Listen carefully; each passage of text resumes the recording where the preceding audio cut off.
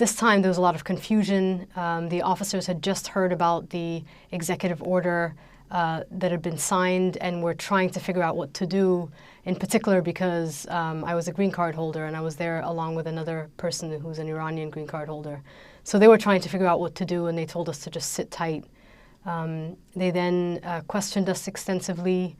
At some point, the terminal we were in needed to get shut down, and the officers were ending their shift.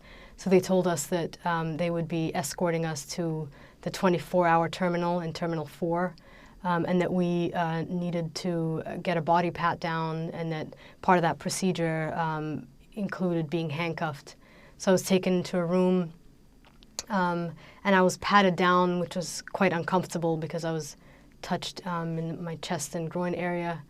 And then I was handcuffed very briefly, at which point I started to cry, not so much because of the handcuffs, but because at that point I felt like I was probably going to get deported, or that there was, that I wasn't going to be able to get in. The handcuffs were later released because the other person I was with hadn't been handcuffed, so there was a kind of another moment of confusion. We then were escorted to Terminal 4, where we were joined by a few other Iranian and Iraqi citizens with valid visas, and asked to sit tight. Eventually, after about 5 hours, I was released. I was told that nothing, quote, derogatory had come up in the system against me, and so I was, good to go. And when I asked them if I could travel again, if they would advise me to travel again, since I was in Sudan doing dissertation research and hadn't completed that, the officer suggested that I stay put.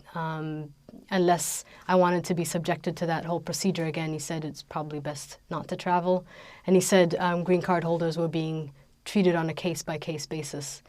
And in those moments that I was there, I did hear of at least one person who was being deported back to where he had boarded, and it really broke my heart to think about the implications for a lot of people who weren't as lucky as I was, who were possibly being sent back to war zones or to places where they were fleeing political persecution.